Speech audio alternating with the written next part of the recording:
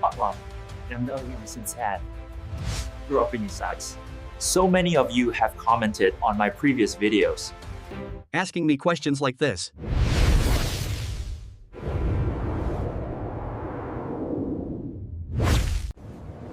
Hey Ethan, why does Apple keep jacking up iPhone prices, yet people still line up to buy them?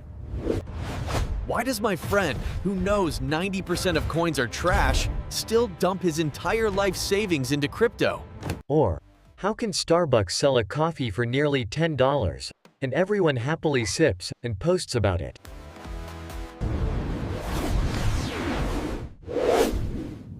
I get it. I understand the confusion. Because all of these things that seem completely irrational are actually perfectly rational.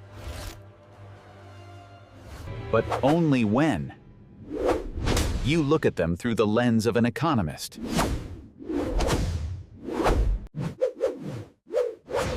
And I have to admit one thing. The word economics is often overhyped, made to sound profound, complicated, and detached from reality.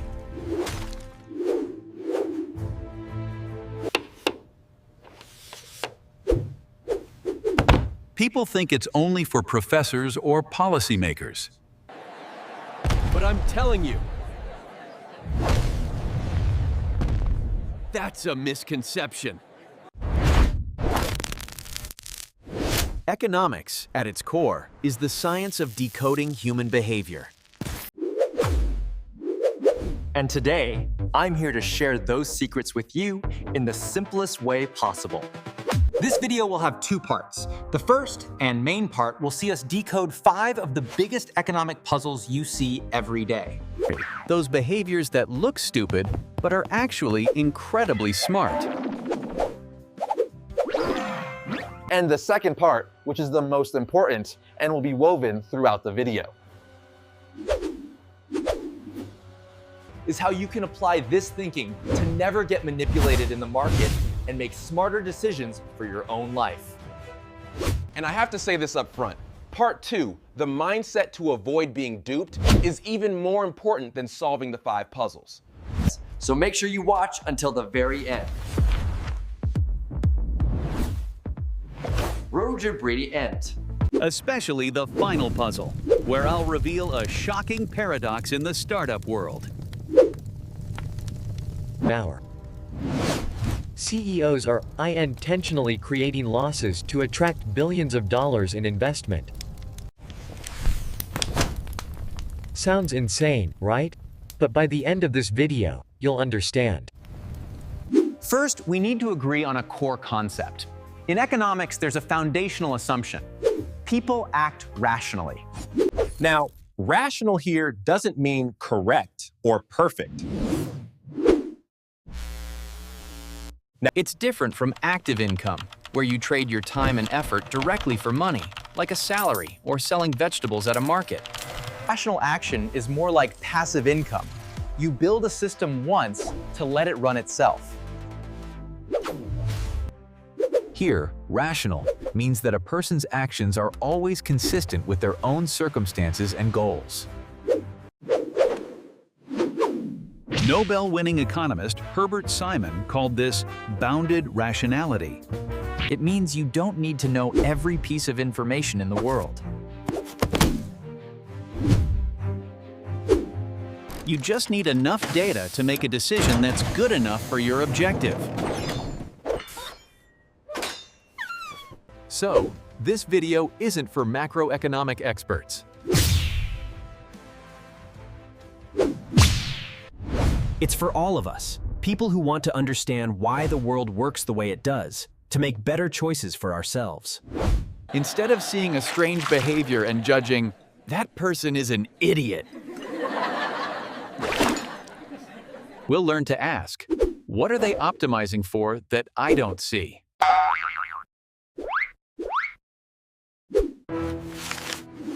Now, let's begin our journey of decoding.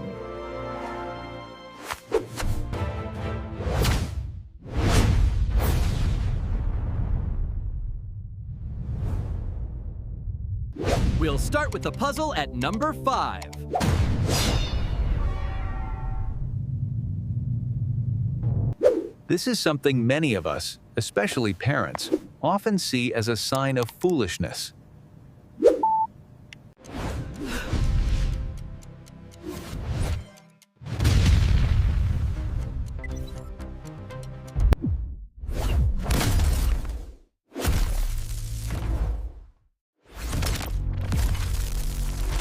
When you see a friend pour all their money into some Dogecoin, your first reaction might be, he's lost his mind. People often call this irrational behavior, pure gambling.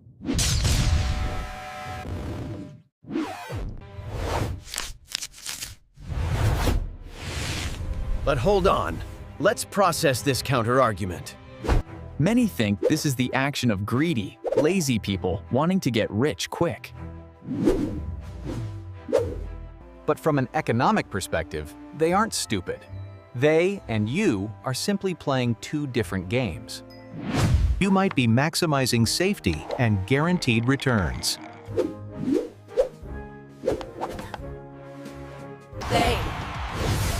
Bidders. They are maximizing the probability of changing their life.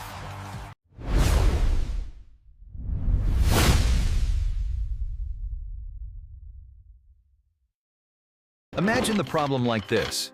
With $2,000 in hand, if you put it in savings, in a year you might have an extra $100. That amount isn't going to change your life. But if they bet that $2,000 on a winner-take-all, loser-gets-nothing opportunity, and if it succeeds, they could make $200,000. That's enough to completely change their social class. When the potential reward is large enough to change your entire life, people are willing to accept enormous risk. This is the principle. Each person has their own utility function, and they act rationally within their own frame of reference. So what's the practical takeaway here? When you see a crowd caught up in FOMO, don't rush to criticize. Ask yourself, what is their frame of reference? Is the reward they're chasing something I'm not seeing?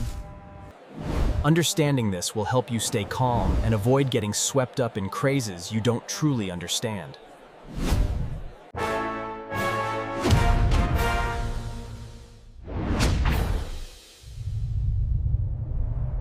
Puzzle number 4 might seem even stranger.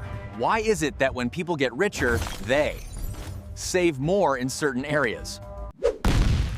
In 2024, data from Barron's showed a very bizarre trend in the US. Even though GDP and average income were both rising, people were eating out less and cooking at home more. Conventional logic would say, more money means more fancy restaurant dinners, right? So why go back to the kitchen? This is a classic example of rational behavior under constraints. The constraint here isn't money, but an unstable economic environment and inflation. Let's analyze the costs and benefits. The benefits of eating out: convenience, great food, a new experience. But the costs? It's not just the money, but also the feeling of unease when you see the bill getting higher and worry about the future. In an unstable environment, consumers aren't just maximizing dining pleasure. They are maximizing a essence of financial security.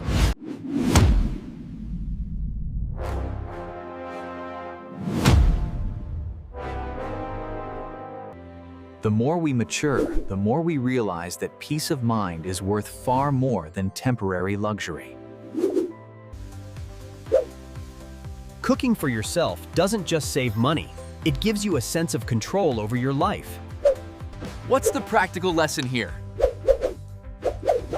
If you're in business, don't just think about selling a product. Think about what psychological pain your product is solving for the customer. In a volatile world, products and services that offer a feeling of stability, safety, and control will always have a place.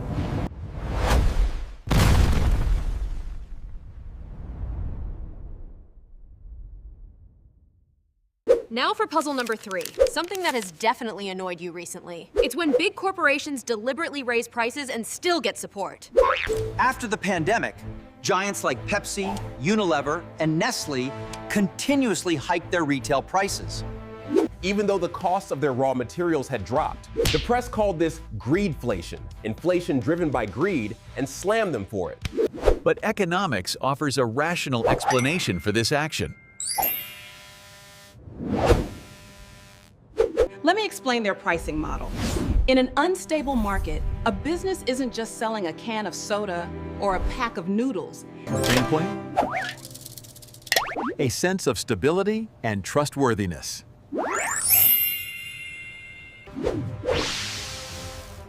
Raising prices, paradoxically, sends two strong signals to consumers. 1. We are strong enough to get through this crisis, so you can trust us. And 2. Our product is more premium, higher quality than the cheaper products trying to hold their prices. In economics, price isn't just a cost. Price is also a signal.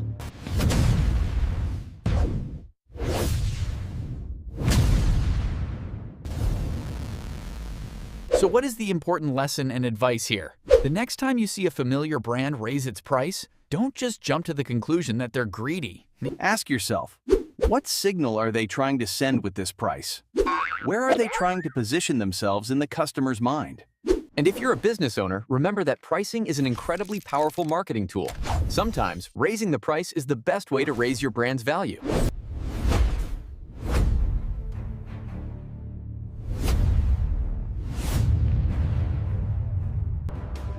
The puzzle at number 2 comes from one of the greatest and also most controversial minds of our time, Elon Musk.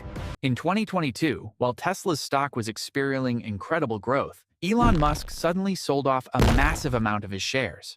The entire financial world was shocked. Short-term investors screamed, "He's crazy! Why sell the goose that lays the golden eggs?" On the surface, it was an irrational act. But it's only irrational if we don't know his real objective. Musk wasn't maximizing the profit from Tesla stock. He was maximizing a much, much bigger vision. Getting humans to Mars with SpaceX.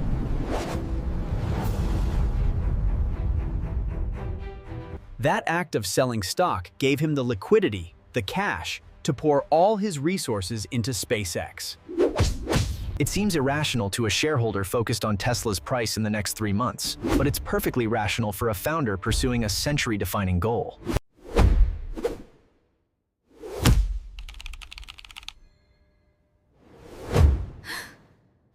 A practical guide for you.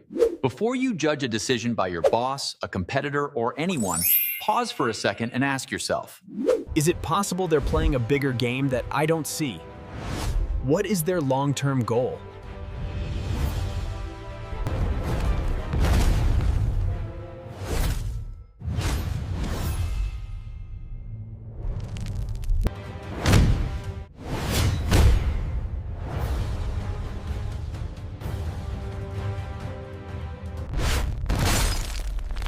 And now for the most difficult, most counterintuitive puzzle that I promised you at the start of the video. Puzzle number 1. Why do tech startups like Uber, Grab, or more recently, OpenAI, why do they intentionally lose money? To get more investment. It sounds absurd, but it's true. In the world of venture capital, especially in tech, investors don't use short-term profit as their yardstick. The reason is that in this game, the goal isn't how much money you make this quarter. The goal is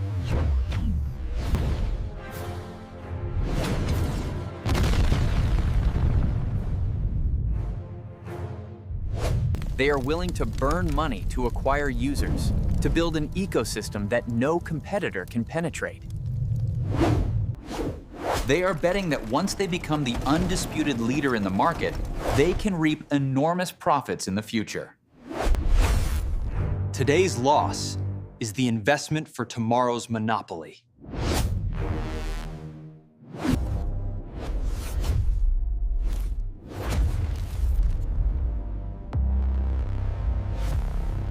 If a marathon runner's goal is to finish the race, you can't judge them by their speed in the first 100 meters. Similarly, if a startup's goal is to dominate the world in 10 years, you can't judge it by this quarter's financial report. Now, you might be asking yourself, if everything can be explained by rationality like this, does that mean humans never make mistakes? The answer is yes. We make mistakes constantly. And that's when we step from pure economics into a much more We see irrationality that doesn't come from goals or strategy, but from emotions, cognitive biases, and psychological traps our own brains set for us. And that is the exact topic of the next video in this series, where I will show you precisely how big brands So what have we learned today?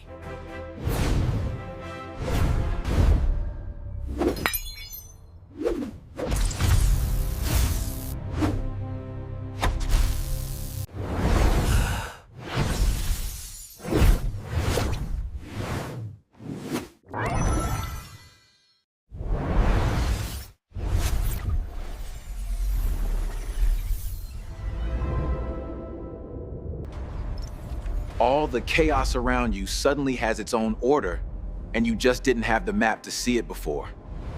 In next week's video, I'll be sharing how brands manipulate emotions to make you spend, part 3 of this series. This is critical knowledge for protecting your wallet. If you want to become a savvy consumer and a sharp decision maker, make sure you subscribe to the channel, turn on that notification bell so you don't miss that video, and comment below, I want to understand behavior, so I know you're truly interested in this topic. And my final piece of advice: start practicing observing the world around you through this lens. Act now while this thinking is still fresh and not widely known. It will give you a huge competitive advantage. Rewatch this video a few times to really internalize these principles.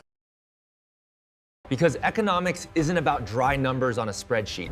It is the art of understanding why people do the things they do. And once you understand that, you can change not just your wallet, but your entire life.